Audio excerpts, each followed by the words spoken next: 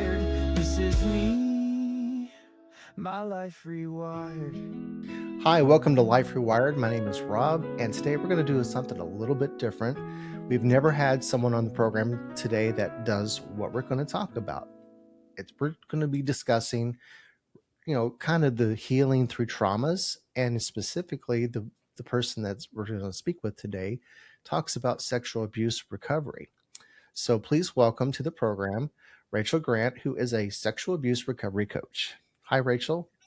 Hey, thanks, Rob. So nice to be here. Hello, everybody listening, tuning in. Yeah, this is going to be a topic that is one that we've not really covered before. And hmm I met you basically because I just needed help with myself, and I've been through the whole seeking therapy, and I've done that earlier in my marriage and then later in my marriage. And it's just to me this is something that is kind of always in the back of the head, you know, and it Right. does kind of come out at different times throughout through your life. We all have our triggers. Right. So I finally pulled the trigger and joined your support group. So glad that I did. And I reached out to you and I said, "Hey, come on the podcast because no matter if we have a brain injury or stroke recovery or any kind of rewiring of our brains, we all go through trauma. And I'm sure that hmm many of my guests have the same backgrounds that I do. So yeah, so if you wouldn't mind, introduce yourself, and then we're going to talk about the healing stages." Awesome. Well, yeah, thank you so much for having me here. And it is true that, as we're moving through life, some of those early traumas will hit up against something or something will be coming on, in our life. And then there it is. And it really needs to be looked at and talked about. And, oh, there's another layer here for me to kind of unpack and work with. And so in my own journey, it was really in my kind of mid 20s when I was going through a divorce that life hit one of those moments for me. And I just began to kind of look around and go, my gosh, I've just been kind of surviving my life. I feel like I've been white knuckling it through my days. Mm. I've done a little bit, therapy here or there and some, talks or groups. And that feeling of like, okay, I've handled it. I'm good. Right. Yeah. But actually, no.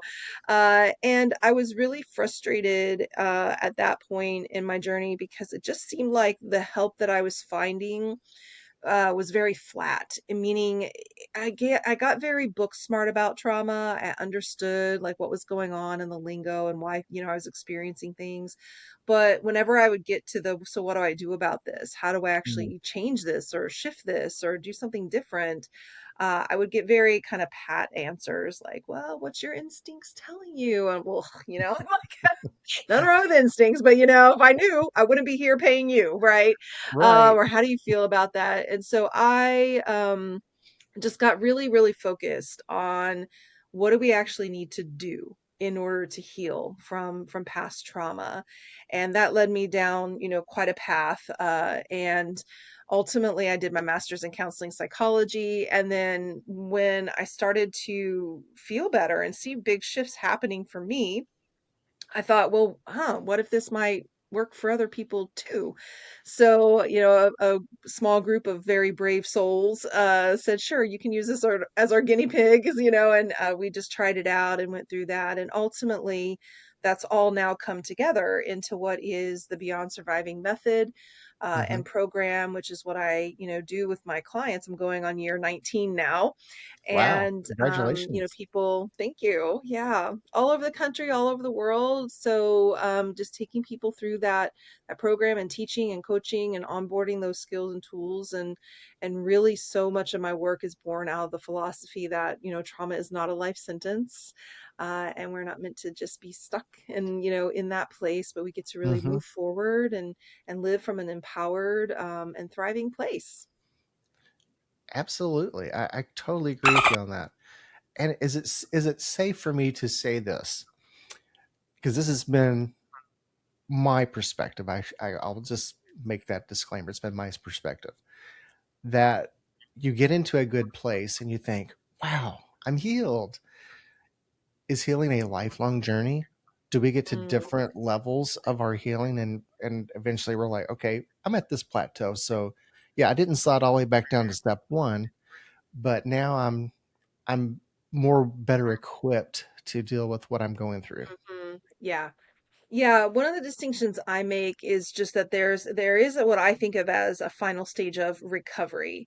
There is a place in which I think we really fully step out of that energy in that framework of recovery, where so much of our time and our energy and our resources is spent on things of the past, and we're in kind of management and coping and reaction response, and so much of the Mm. way that we're the lenses that we're using for how we see ourselves or the world or the relationships are kind of trauma informed, trauma based, a lot of trauma symptoms and responses.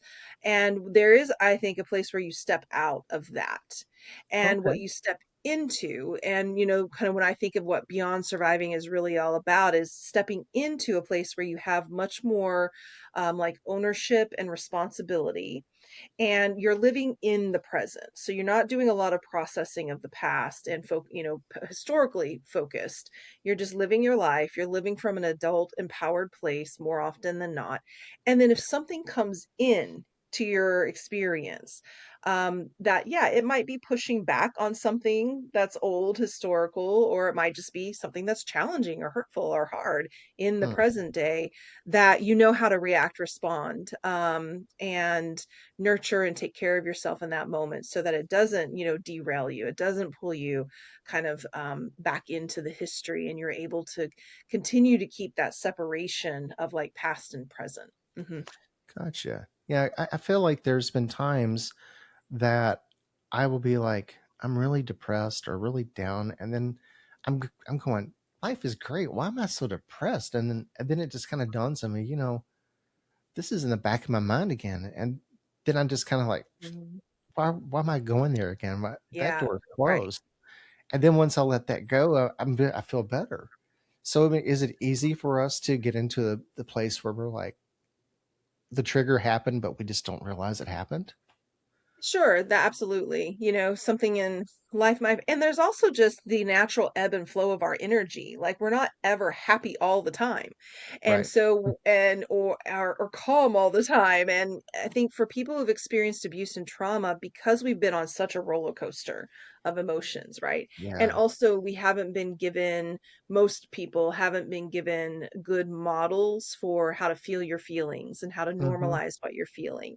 So it can, like, feelings can get exacerbated, like, oh, I'm having a down day, and rather than it just being like, yeah, I'm having a down day, that's like part of life and part of the journey, we go into psychologizing it, right? Oh my Yeah. gosh, this Yeah. is my trauma, this is the thing that's coming back, I got, and we almost like make it worse in a sense, because we get kind of panicky about it, Uh huh. rather than just being like, I'm in a pissy mood today. Yeah, and then like, I'm sure I'll feel better tomorrow. So like, being able to be in the flow of things is part of it, but sometimes it is something new that's coming up. So, for example, one of my graduates, he was maybe about 3 years out from having completed our work together. And he was thinking about leaving his job, going back to school, making a big life transition, and then also getting married. And so these life transitions were actually, they were bringing up some of the past history Mm. of like, I'm not deserving, I'm not good enough, and that was, rooted in some of the messaging he got as a child, right? And so Hmm. we had, I don't know, maybe about 6 sessions, and we just kind of, like, hey, let's just reinforce, the alternate truths there, let's just shore up your confidence around this. And by the end of that, he just kind of realigned himself, back to his authentic self, and coming back to that empowered place. Hmm. I think it's really very simple, or not simple, easy for us to get it trapped in that I don't deserve this mode. Oh yeah. Yeah, Every it's time such a I big get a compliment, I'm like, I'm quick to one. push back and Teflon. say, Yeah. I don't deserve that. And so Yeah. it's hard to give Yeah. ourselves grace. Yeah. I think that's really true. I think at the heart of it, so much of what happens in the context of abuse and trauma is that our sense of self becomes rooted in not good enough and shame, and Hmm. there's something bad or wrong here. And as we, deepen our connection of like self-worth and intrinsic value, then we're able to receive compliments, we're able to receive love, we're able to receive nurturing, and we're able to stay more, in that container. But we all can wobble, and and life is long and life is challenging and things come up. And so knowing just where to go for support or what to do in that moment that will help you restabilize. A lot of it's just coming into a place of choice and Hmm. not feeling like you're at the mercy of your thoughts or the past or what was done or the hurt that was caused. Yeah, I'm interested in the stats. Do you know, you're probably in a better position to answer this question than I am. Um, and I'm sure we've evolved a lot over the years. How men in particular, Mm. I feel like men don't discuss what's happened to them because Mm. A, they don't think people believe them, or they're even more ashamed because they're a man and should be able to protect themselves. Yeah. So Yeah. has those statistics gotten better over time, or are they still pretty It's high? interesting because certainly over the years that I've done this work, more men are coming into my community, more men are working with me, one on one. I've run a couple of men's groups as well, and I have seen like more men stepping forward and feeling more empowered to talk about being sexually abused, sexually assaulted. In Hmm. some ways, I think men are where women were, maybe like 30 years ago, getting more support, more validation, and more encouragement, and a lot of that shame and judgment, dropping away. There's more work to be done for sure to Yeah, normalize, that men are abused and, in this way as well. But yeah, I definitely think I've seen, I know like statistically they say 1 in 6 men are sexually abused. But just like the statistics with women, we can only count when people report. right. So how many, experiences go unreported? Yeah, So we tend to think it's a higher number statistically, but yeah, I've seen a lot of progress as far as men feeling more comfortable coming forward and talking about their experiences. good. Yeah, I think times are really changing. I think that helps. Yeah, yeah, Yeah. has to. So let's talk about the stages of the healing. Mm. Yeah, I think, over these years, I've seen some patterns start to emerge for, where people are at in this process. So everyone kind of starts and sits in what I think of as the victim stage. Mm, So, a victim, we often think about that in the context of when you're being harmed. And that is true, like the abuse is actually happening. But the energy of victimhood is when we're in the secrecy, when we're in the denial, when we're in the kind of pushing it away, like, I don't want to look at that. I don't want to talk about that. Like, I'm fine. There's a lot of pretending that happens when we're in that victim stage. Everything's good, right? This isn't affecting my life. I'm fine. I'm fine. I'm fine. Okay. Uh, and so, and so when that's happening, there's just a lot of suppression and repression, a lot of trying to hold it together. yeah. And then oftentimes it's a life experience or something happens or something kind of cracks. And then the person, it's like, hey, I can't do that anymore. That's not working. I really am going to have to acknowledge that this happened and that it's impacting my life. And so I think of that action of acknowledgement as the bridge that brings people into the second stage, which is survivor. This is where you begin to talk about what happened. Maybe that's just talking about it to yourself to start with, right? And just naming Yeah. it. It might be a time where you start to seek out groups and safe places where you can start to talk and discuss what's happened. Maybe therapy is a great place where people just start to kind of drop in and be able to name and acknowledge. And this is also where people become very, like I said, book smart about trauma, like just trying to figure it all out, like what is happening and what's the impact and what does nervous system mean and cognitive behavioral and all these, different terms and triggers and PTSD um and it's where you get to start to more kind of voice your experience, talk about what happened. Mm, And but what I started to see in my life, and then as I was researching and looking around, is it felt like people were almost getting stuck here, like just rehashing it again. And let me talk about it again. Let me go over it again. And that a lot of the what was there was not helping people actually move to something else. And yeah. there is a lot of power in naming and sharing the story and telling the story, but Hmm. just telling the story in and of itself doesn't resolve. the trauma. And in Yeah. fact, at a certain point, it becomes a negative feedback loop because it starts reinforcing on a neurological level those narratives rather than Mhm. shifting or changing them. And so I think of beyond what I call beyond surviving. Other people have different words, thriving, or thriver. There's all kinds of things out there, but um, for me, beyond surviving is that stage where it's the what am I going to do about it? You really start to shift your focus into that action of, yes, Yeah. I understand why I don't trust people. How do I learn to trust people? What are the mechanisms there? Yeah, I understand why I feel like the abuse was my fault, but what do I actually need to do in order to shift and release that shame?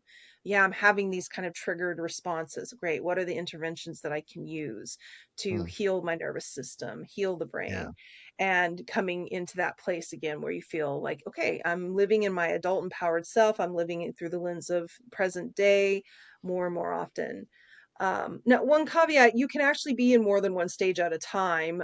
So Oh, even though okay. I laid it out as this kind of like progression, it is Yeah. true that then on a more micro level, like you can be in denial or like, I don't want to look at or talk about like maybe a certain aspect or one specific experience and be in kind of that victim stage with something.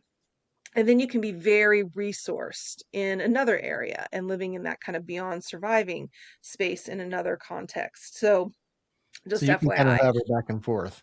Yeah, exactly. But so in my work, of course, what I'm trying to do is bring the person in a whole kind of way Mhm. into that beyond. So there isn't anything that they're still kind of pushing away or ignoring, haven't acknowledged, Gotcha. haven't processed. Yeah, so they're on the whole living in that place. And I think just understanding that because, trauma is like a big spaghetti ball mess of stuff, isn't it, Rob? It's like, oh, Right. like where do I Exactly. start? And as soon as you start thinking about one thing, that takes you over here to this other thing, and then you're back over Uh-huh. here to that, and it just feels, So I think just having a little bit of a framework and an understanding of, what those containers are, and then in the checklist that we're gonna make sure you all have the link to, then it goes deeper in like what are some of the specific goals of each of those stages, and very importantly, like what is the type of support that you want to get that's in alignment with that stage. Because Yeah. one of the ways that people get re-traumatized in their healing is that the support that they're getting does not match where they're actually at. Ah, that makes And sense. so, yeah. Yeah, and then you also have to make sure that you're surrounding yourself in a good positive support system as well, right? Mhm. Yeah. Yeah. We cannot heal alone. That is absolutely true. And so whether it's one person, at least one other person that you have that you can get support and reflection from, or it's a group, that's why I have the Facebook group. And also I do my monthly drop-in groups, on the second Monday of each month, because having that community space, is very healing. I think It is. one of the things that has helped me so much in my own healing and understanding of things is when I started to talk to more people, what I realized was like, oh, they struggle with that too. Oh, yep, Mm. they're up against that. Oh, yeah, that's that same mindset. I have those thoughts as well. It began to normalize all of that, but it also got me to question, well, shoot, if I'm having the thought, they're having the thought, and these are both outcomes of abuse and trauma, then this isn't so much about there's something about me, right? Right. It's just that this is an injury and these are the symptoms. So I sometimes think of it like if we both catch a cold, right? Then we might both be sneezing. Yeah. Mm. Yeah. And neither of us are going to feel ashamed or like there's something bad or wrong with us because we're sneezing, right? We're Right. not going to blame ourselves for sneezing. I have a cold. I'm going to sneeze. But if we begin to think about trauma the same way, okay, this person injured me, and the outcome of that injury is I have a hard time with boundaries. I am overreactive. I anticipate the negative all the time. I have anxiety. Then I can see it as an injury to my nervous system and to my brain, and that the symptoms are there, which I don't need to feel ashamed about or bad about, just understand. But then as I heal the injury, then the symptoms will go away. Just like when you heal the cold, or the cold Hmm. goes away, the virus is attacked, whatever, the sneezing Right. stops. You don't stop, you don't sneeze for the rest of your life, right? And that's Right. what I mean when I say trauma is not a life sentence. Like, you don't have to be dealing with those, symptoms for the rest of your life. Yeah. Absolutely. Yeah. So I forget what stage we were at. Sorry. Oh no, I kind of went through them. So yeah, so victim, survivor, beyond surviving. Yeah, the kind of the Yeah. three stages. Okay. Yep, that's it. I was thinking there were four stages. Oh, got it. Live your life. That's kind of a Live your part of life. beyond That surviving. stage four is But live your yeah, life. just live your life. Enjoy your life. Yeah. Well, I want to compliment you on the support group, though. Mm, I was very hesitant. I will admit, I was very hesitant to join. I went to your page, I don't know, three, five times, and then I finally clicked join. So I'm like, what am I going to expect? mm, And your group, it, you have a core group there that is quick to say, "Hey, you got this," and I'm here if you need me. And mm. I've actually talked one on one with a few of the people in your group through the Yeah. private messenger. So it's really great that you've created that and that people are Thank you. supportive. Oh my gosh, it makes my heart so happy to hear you say that, Rob. And also to just normalize the experience of no, I'm not. I think I'm gonna click on that. No, I'm not. Yeah, like wait, alive and coming back. It's fair because it's a private group also to protect, the Yeah, container. That means that you can't really necessarily see what's there, right? You do have to kind of right, like, okay, I'm gonna come in. And yeah, when I first started this group, maybe it grew to about 1,500, but then it started to really kind of take off. And I very quickly was like, yeah, I have to have a team. There's no way that I can facilitate this and hold it in the kind of way that I really want it to be a place where people get actual support, actual resources. hmm, Not, nothing wrong with this necessarily, but what I was seeing in a lot of the other Facebook groups was it was just kind of a dumping ground, right? People were just kind of putting themselves out there, but weren't really getting any clear guidance about, yeah, again, what do you do about it? And that's the philosophy of Beyond Surviving. So my team of comment moderators are just, amazing. There's, I think, 14 of them now, people who volunteer their time on a weekly basis. And my comment moderator managers really hold the container and do so much of like the admin and just checking to see who's coming into the group and making sure everybody's welcomed and filtering out. We get it just like any other patrol. group, bots and these kinds of things, so Oh making yeah. sure that it's, well taken care of and responded to quickly. And so because I want people to feel really held and seen in that space. So I'm glad that, thanks for sharing about that. And yeah, for any of you listening, like please come, join us as well if that would be of value and benefit to you, because I do think Mhm. I do think it's one of the better groups out there I, in, I in will I Facebook will land. I will testify to that. And just like any support group, I would caution people, but not for this group. But if you've been to support groups, if you're in one that is toxic, because there are toxic groups out there. Mhm, I was in several brain injury support groups that did nothing but bash each other and was like, why are mhm, you doing this? And then I thought, why am I staying here and witnessing this? So I Yeah, left. So yeah, I tell everyone, know where you're at. If you're great. feeling walking away feeling worse than you were when you got there, you don't Yeah, need to that's be not the point. there. Yeah, that is not the point for sure, for sure. So I Yeah. promise you, you will not feel that way in the Beyond Sexual Abuse group. Thank you. Yeah. Oh, that's so sweet to hear. I can't wait to pass that on to my CMs. Let them know they're doing a great job. And yeah, and of course I'm in there too, and share my own perspective as well, and comment and share resources, and we do little games every once in a while, little shares and stuff. Because the other thing that I think is really true is my as a personal philosophy is that healing doesn't have to be just always dark and heavy, right? We can be Right. unserious about it sometimes, right? We can find places Hmm. of laughter and joy joy, and that's just as important as, you know, doing the healing work and, you know, Exactly. processing things. Yeah. I don't want to let time slip by us without Mm, giving you the opportunity to share any how do people get in touch with you? okay. Any helpful resources that you offer? You have the Yeah. floor. Oh, thank you so much, Rob. Well, so as we've been talking about the stages of recovery, rachelgrantcoaching.com/checklist. That's where you're going to go to get that specific guide. If you go to the website itself, then you can check out the information about the Beyond Surviving program if you want to explore working with me one on one. um, there's a place there where you can just apply for a consultation, and then you and I will meet. And if it feels, I want to just get a sense of where somebody is in their healing journey and make sure it's a good fit and I can be of service to them. And we'll talk about, you know, what that looks like, the 8-month program. I also do a group program once a year. I just launched that, so that's closed until next year, but you can get on the wait list for that. And then you can find all sorts of other resources on that resource tab. So things like my YouTube channel, the podcast. So there's some ways to kind of just start taking in information.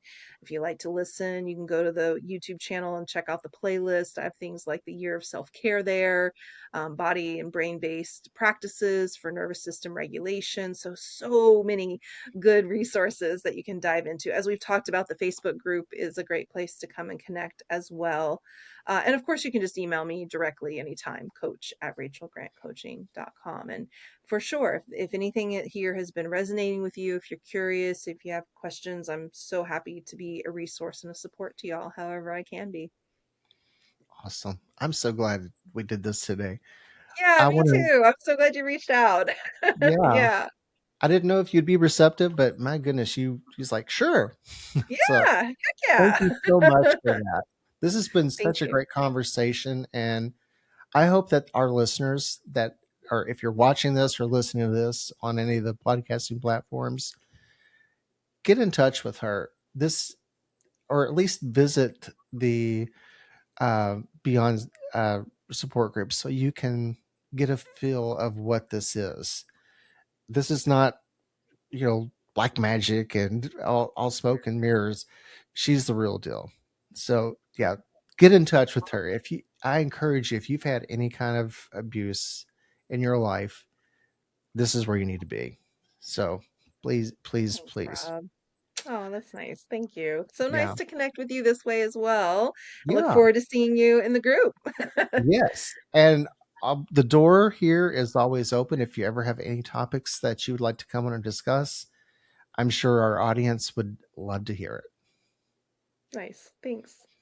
So if you're here because of abuse or if you're here because you just follow the podcast, also want to encourage you to visit myliferewired.com if you need resources for brain injury support. Everything I find that's helpful, I put on that website so you don't have to recreate the wheel. So until next week, this has been Life Rewired. Not the end, just re-inspired. This is me, my life rewired.